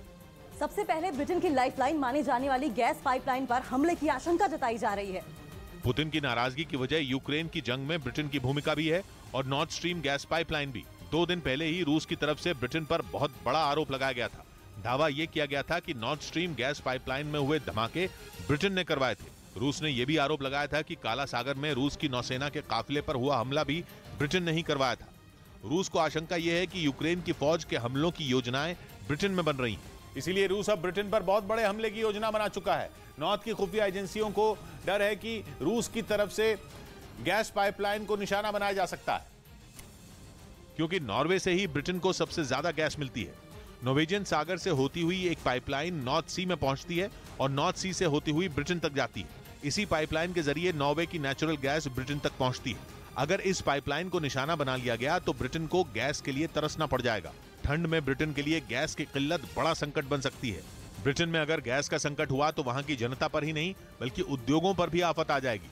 पहले ही महंगी गैस की वजह से ब्रिटेन की अर्थव्यवस्था का हाल बेहाल है। मतलब ये कि जिस तरह पुतिन ने यूरोप के खिलाफ गैस को हथियार बनाकर इस्तेमाल किया, वैसे ही जंग अब ब्रिटेन के खिलाफ भी छेड़ी जाने की आशंका है। इसीलिए माना जा रहा है कि ब्रिटेन के खिलाफ भी पुतिन अब एनर्जी वॉर छेड़ सकते हैं। माना जा रहा है कि नॉर्थ स्ट्रीम पाइपलाइन जैसा ही हमला नॉर्थ सी पाइपलाइन पर भी हो सकता है।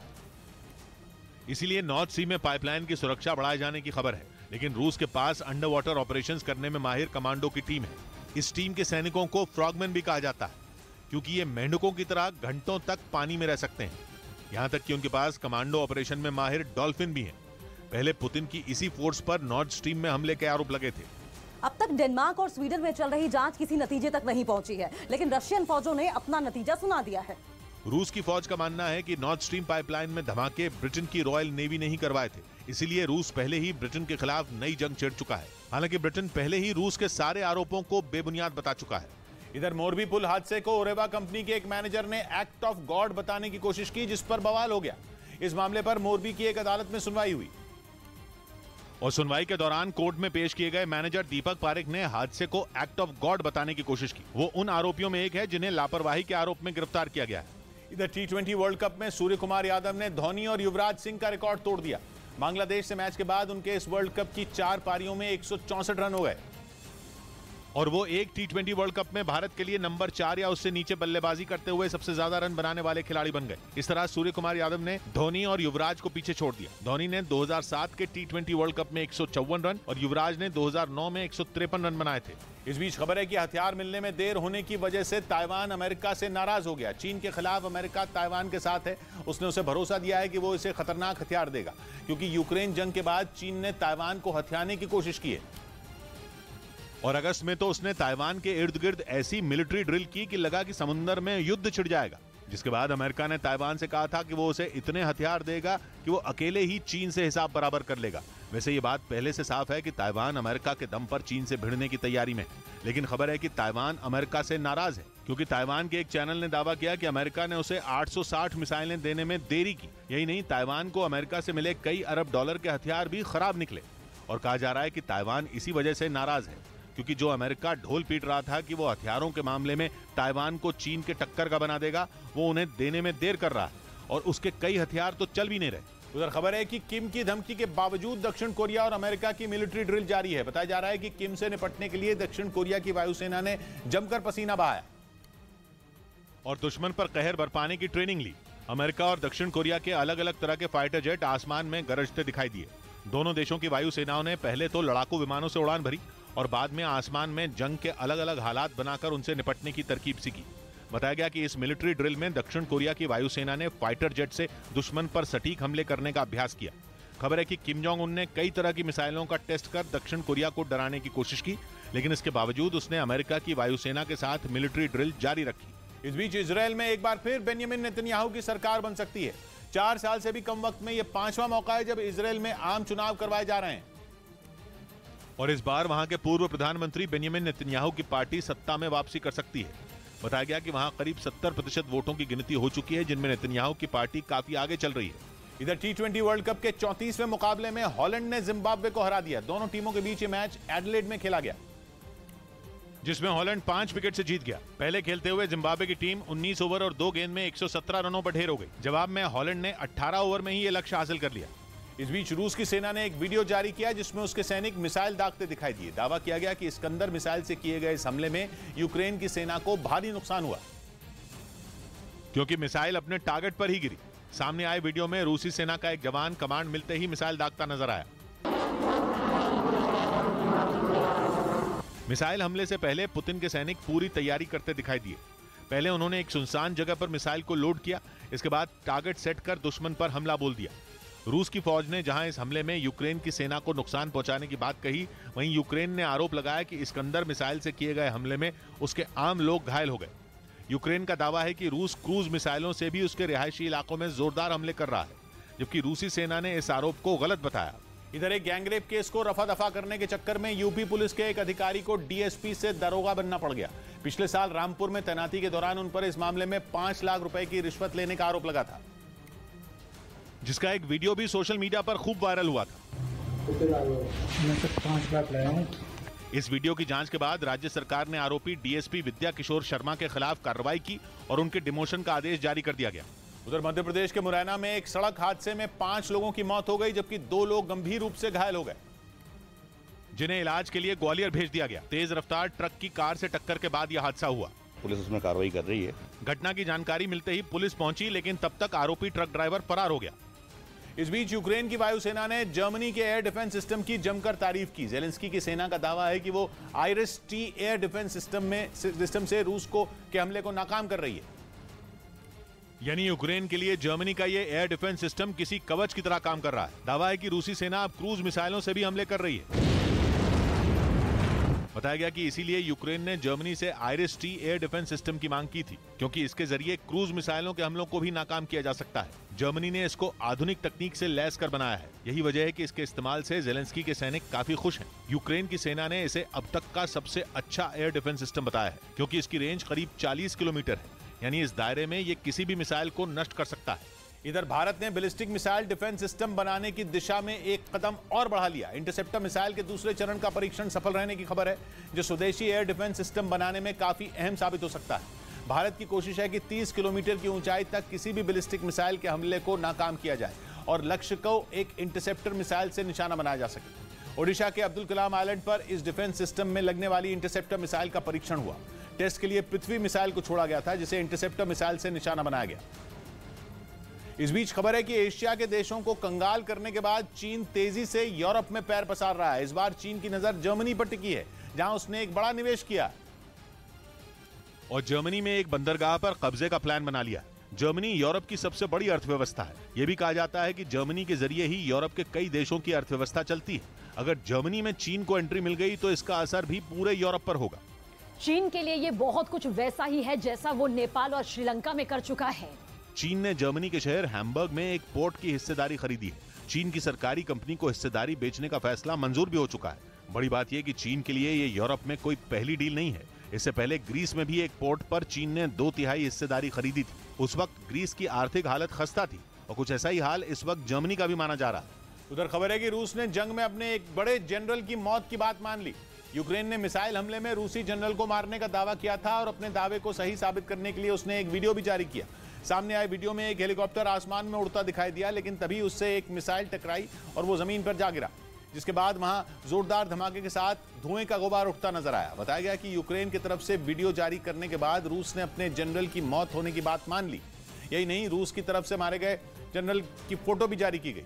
खबर है कि रूसी जनरल मी-8 हेलीकॉप्टर से डोनेट्स्क के एक इलाके में कहीं जा रहे थे, तभी यूक्रेन ने उन पर हमला किया। ब्रेकिंग न्यूज आ रही है, रूस और यूक्रेन की जंग में अब उत्तर कोरिया की भी एंट्री हो गई है। अमेरिका ने उत्तर कोरिया पर आरोप लगाया कि वो यूक्रेन को हथियार देकर मदद कर रहा है। यानी उत्तर कोरिया के शासक किम जोंग उन जेलेंस्की के साथ खड़े हैं। यह अमेरिका का बहुत बड़ा दावा है, क्योंकि इससे पहले यह कहा जा रहा था कि किम जोंग उन पुतिन के साथ हैं और वो यूक्रेन के खिलाफ लड़ने के लिए अपनी सेना भी उतारने के लिए तैयार हैं।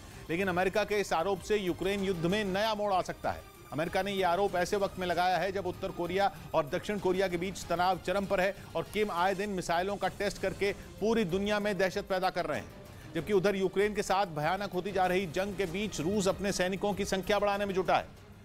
पश्चिमी मीडिया ने दावा किया है 24 फरवरी से जारी जंग में रूस ने बड़ी संख्या में अपनी सैनिकों को खो दिया था, जो कि यूक्रेन के खतरनाक हमलों का शिकार हो गए थे। दावा किया गया कि इसी वजह से रूस ने बड़े पैमाने पर नए सैनिकों की भर्ती की। इसके बाद उन्हें ट्रेनिंग देने का काम भी शुरू कर दिया गया। रूस ने अपने नए जवानों की ट्रेनिंग का एक वीडियो भी जारी किया, जिसमें उसके जवान बिल्कुल असली जंग जैसे हालात में अभ्यास करते दिखाई दिए। रूसी सेना में शामिल हुए इन सैनिकों ने रूस के ही इन इलाकों में दुश्मन से लड़ने की ट्रेनिंग ली, जहां इन्हें राइफल चलाने से लेकर बड़े हथियारों का इस्तेमाल तक सिखाया गया। एक जगह कुछ सैनिकों ने T-98 टैंक से वार करने की प्रैक्टिस की, जबकि रूसी सेना के दूसरे कई जवानों ने लॉन्चर से रॉकेट दागने का अभ्यास किया। दावा किया गया कि इन सैनिकों के तैयार हो जाने के बाद इन्हें भी यूक्रेन से मुकाबला करने के लिए भेज दिया जाएगा। इस बीच ब्रिटेन की खुफिया एजेंसी ने दावा किया कि पुतिन ने बेलारूस में परमाणु बम से लैस हाइपरसोनिक मिसाइलें तैनात कर दी। दावा है कि रूस ने वहां किंजल हाइपरसोनिक मिसाइल पहली बार उतारी है, जिसे रूस के हथियारों के जखीरे का सबसे खतरनाक हथियार माना जाता है। और यह हाइपरसोनिक मिसाइल जहां भी गिरती है वहां राख और धूल के अलावा कुछ नहीं बचता। यानी जिस भी जगह इसका वार होता है वहां सिर्फ तबाही के निशान ही बचते हैं, क्योंकि यह मिसाइल एक बार में इतना भारी परमाणु बम लेकर चल सकती है कि इसके हमले के बाद कई किलोमीटर का दायरा आग के गोले में बदल जाए। इतना ही नहीं, रूस की इस घातक मिसाइल की रफ्तार भी इसे दुनिया के सबसे खतरनाक हथियारों में एक बना देती है। दावा है कि किंजल मिसाइल आवाज से 10 गुना तेज रफ्तार से दुश्मन पर वार करती है। मतलब ये कि 12,000 किलोमीटर प्रति घंटा से ज्यादा की रफ्तार से ये उड़ सकती है। और ब्रिटेन की खुफिया एजेंसी ने दावा किया कि रूस ने अपने इसी हथियार को बेलारूस में तैनात कर दिया है और माना जा रहा है कि पुतिन ने ऐसा करके एक तीर से दो शिकार किए हैं। एक तो उन्होंने यूरोप के देशों को यह बता दिया कि वो उनके परमाणु हमले की जद में है, और दूसरा उन्होंने बेलारूस की सुरक्षा पुख्ता कर दी, क्योंकि माना जा रहा है कि बेलारूस के रास्ते ही यूक्रेन पर रूस का अगला बड़ा हमला होने वाला है। इतना ही नहीं, दावा तो यह भी है कि बेलारूस की जमीन से ही रूसी मिसाइलें यूक्रेन के शहरों की तबाही की वजह बनती हैं, जबकि रूस बड़ी संख्या में अपने जवान, टैंक और गोला बारूद भी बेलारूस भेज रहा है। माना जा रहा है कि इसी वजह से उसे इस बात का डर है कि यूक्रेन बेलारूस में उसके ठिकानों को निशाना बना सकता है, और इसीलिए उसने परमाणु बम ले जाने वाली अपनी हाइपरसोनिक मिसाइल ही बेलारूस में उतार दी, ताकि यूक्रेन हमला करने से पहले 100 बार सोचे। इसके साथ ही रूस ने MiG-31 के फाइटर जेट भी वहां तैनात किए हैं, और इन लड़ाकू विमानों में किंजल हाइपरसोनिक मिसाइलों को लोड भी कर दिया गया है। यानी रूस ने इस बात की पूरी तैयारी कर ली है कि अगर जरूरत पड़ी तो कुछ ही मिनटों में वो परमाणु हमला कर सके, क्योंकि जिन MiG-31 के फाइटर जेट में मिसाइलों को लोड किया गया है वो खुद भी किसी हथियार से कम नहीं है। हाइपरसोनिक मिसाइलों के अलावा इस लड़ाकू विमान में कई और घातक बम लोड किए जाते हैं, जो दुश्मन के इलाके में बर्बादी फैलाने की ताकत रखते हैं। हालांकि MiG-31 के फाइटर जेट को खासतौर से परमाणु हथियारों से लैस हाइपरसोनिक मिसाइलें ले जाने के लिए तैयार किया गया है, और ये लड़ाकू विमान करीब 2000 किलोमीटर प्रति घंटा की रफ्तार से दुश्मन पर अटैक कर सकता है। ब्रिटेन के खुफिया विभाग ने दावा किया कि बेलारूस में कई MiG-31 के लड़ाकू विमानों को तैनात किया गया है। मतलब ये कि रूस की परमाणु हथियारों से लैस कई किंजल मिसाइलों ने भी मोर्चा संभाल लिया है, जो यूरोप के देशों के लिए किसी बड़े खतरे से कम नहीं है, क्योंकि पुतिन जंग शुरू होने के बाद से ही यूरोप के देशों से खार खाए बैठे हैं। उनकी लाख चेतावनी के बाद भी यूरोप यूक्रेन की मदद से पीछे नहीं हट रहा है, और माना जा रहा है कि यूक्रेन को मिले हथियारों की इसी मदद से रूस के हाथ से जीत फिसलती जा रही है। उसकी सेना यूक्रेन के कई हिस्सों में बढ़त लेने के बाद भी उसे कायम नहीं रख पाई। जंग 9वें महीने तक पहुंच गई, और कहा जा रहा है कि इसी बात से पुतिन की अपने ही घर में किरकिरी हो गई, क्योंकि जंग की शुरुआत में उन्होंने ऐसा दिखाया था कि यूक्रेन पर जीत महज कुछ दिनों की बात है, लेकिन अमेरिका समेत यूरोप के देश ज़ेलेंस्की के साथ खड़े हो गए। पुतिन ने कई बार उन्हें परमाणु हमले की धमकी दी ताकि वो पीछे हट जाएं, पर ऐसा हुआ नहीं, बल्कि जंग में यूक्रेन को ज्यादा हथियार मिलने लगे, और इसी बात से पुतिन का गुस्सा बढ़ता गया। वो यूरोप के देशों के खिलाफ ज्यादा आक्रामक हो गए, और अब तो उन्होंने परमाणु बम ले जाने वाली किंजल हाइपरसोनिक मिसाइल भी बेलारूस में तैनात कर दी है, जिसे डैगर के नाम से भी जाना जाता है। यह हाइपरसोनिक तेज रफ्तार से चल रहे टारगेट को भी सटीक निशाना लगाकर तबाह कर देती है। इस मिसाइल पर करीब 500 किलोटन वजन का परमाणु बम लोड किया जा सकता है, जो दूसरे विश्व युद्ध के दौरान हिरोशिमा पर गिराए गए परमाणु बम के वजन से करीब 40 गुना ज्यादा है। इसी वजह से दावा है कि अगर रूस ने यह मिसाइल दाग दी तो यह महज एक हमले में फ्रांस के साइज जितने देश को दुनिया के नक्शे से मिटा देगी। इतना ही नहीं, इस मिसाइल की रेंज भी करीब 2000 किलोमीटर है, यानी यूरोप में मौजूद नेटो के सभी देश इसके हमले की जद में रहेंगे। साथ ही यह मिसाइल 12000 किलोमीटर प्रति घंटा से ज्यादा की रफ्तार से उड़ान भरती है, यानी कुछ ही मिनटों में यह दुश्मन के ठिकाने पर पहुंच जाती है। उम्मीद कुछ जगह के भरोसे के आदमी, उम्मीद कुछ जगह के भरोसे के आदमी, लौटे नहीं हैं जाके भरोसे के आदमी। सौवात की एक बात कही, अकेला ने गैरों के लूटने का कभी दुख नहीं हुआ, चुना गए लगा के भरोसे के आदमी। मिलते हैं कल, घड़ी जब इशारा करेगी 9 बजे रात का वक्त फिर होगा सौवात की एक बात।